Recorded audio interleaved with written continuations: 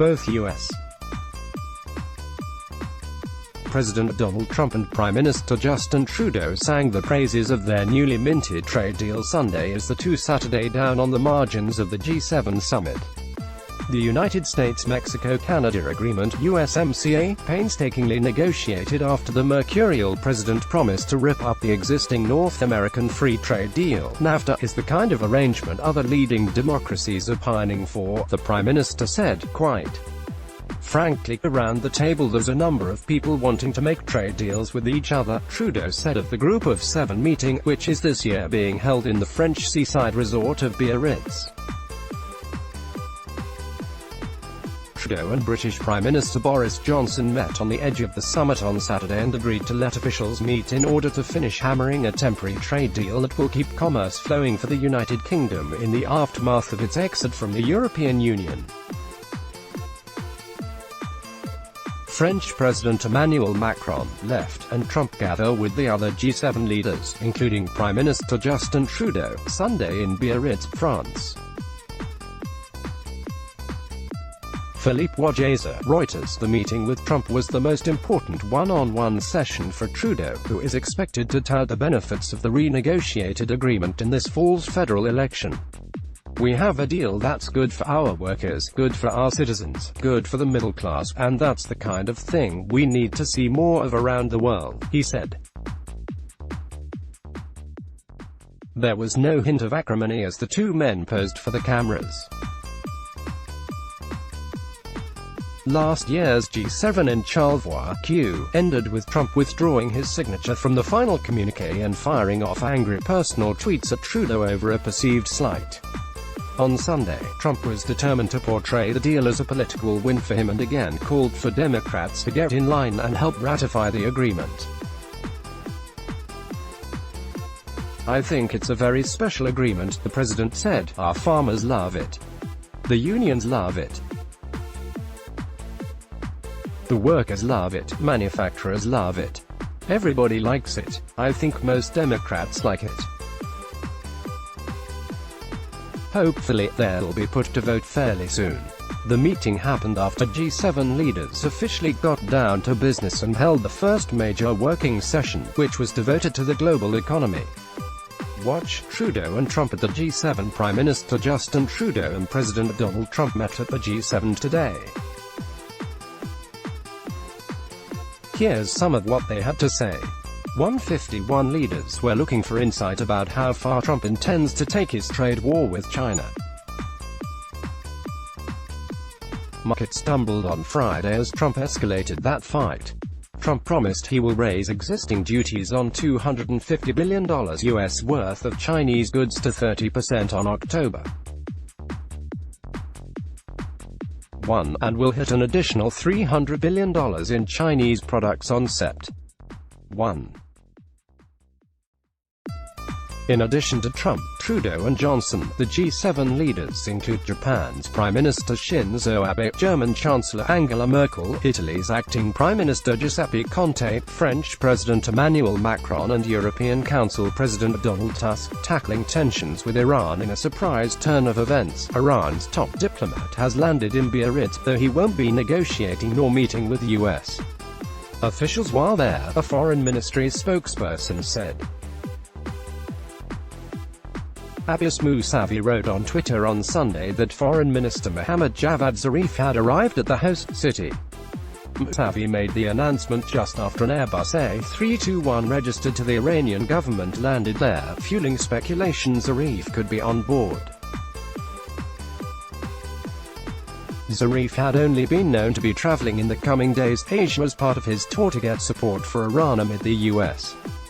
campaign against it since Trump withdrew America from Tehran's 2015 nuclear deal with world powers. Mousavi stressed in his tweet that there will be no meetings or negotiations with American officials during Zarif's trip. There have been conflicting reports about the G7 leaders' consensus on how to reach out to Iran. Trump disputed statements by the French government that the nations agreed to empower Macron to send a message on behalf of the group to Iran. Asked if he signed on to the message, Trump told reporters, "I haven't discussed that." The French presidency said earlier Sunday that the leaders of the G7 countries agreed to allow Macron to address a message to Iran in their name and to hold talks with Iranian officials. Germany's Chancellor Angela Merkel arrives for summit meetings Sunday. Neil Hall, Reuters. No details were provided on the message, but the French presidency said the goal is to prevent Iran from getting nuclear weapons and avoid further escalating tensions in the Middle East. Macron later walked back his statement, saying he has no formal mandate to speak for the G7 leaders in delivering a message to Iran, but said he would be able to address the issue in the context of what they agreed to during a dinner. Trump said during a bilateral meeting with Japan's Shinzo Abe that he's not stopping any leader from talking with Iran, noting Abe's recent outreach. He said, "If they want to talk, they can talk." Trump said he and Abe discussed the possibility of a trade deal between the two nations. "It will be a very big deal. It's a major deal with Japan. If it gets done, we'll possibly know by the end of this meeting." Watch this video to catch up on day one of the summit. A quick recap of some of the big moments from the beginning of the G7. 2018 Trump asked to ease off on trade disputes on Saturday. Tusk called for an end to the trade wars, especially the senseless disputes that have divided G7 nations. Macron is also said to be pushing Trump to ease off. Prior to coming to the summit, White House officials said Trump is aiming to convince leaders the U.S. approach of tax cut and less regulation is something they should adopt. They also said Trump is intent on opening up new avenues for U.S. business in both Canada and Europe. There has been behind-the-scenes sniping at the French by the Americans, according to multiple U.S. media reports. Bloomberg quoted American officials as saying they believed Macron was trying to isolate Trump by focusing much of the G7's time on climate change. Separately, senior Trump administration officials told the New York Times the French were talking more about niche issues than economic ones. Climate activists hold upside-down official portraits of French President Emmanuel Macron stolen from town halls throughout France during a march in Bayonne, near Biarritz, as part of the G7 summit Saturday.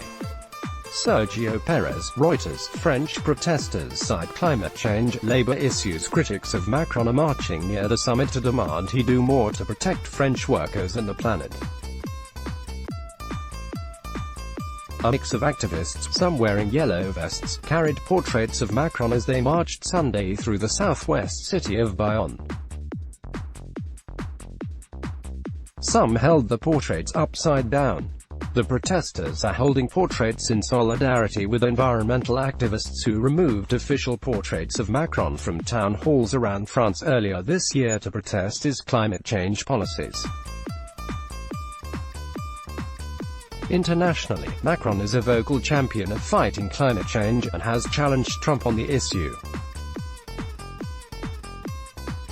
Home in France, however, activists accuse him of lagging on promises to wean France from fossil fuels.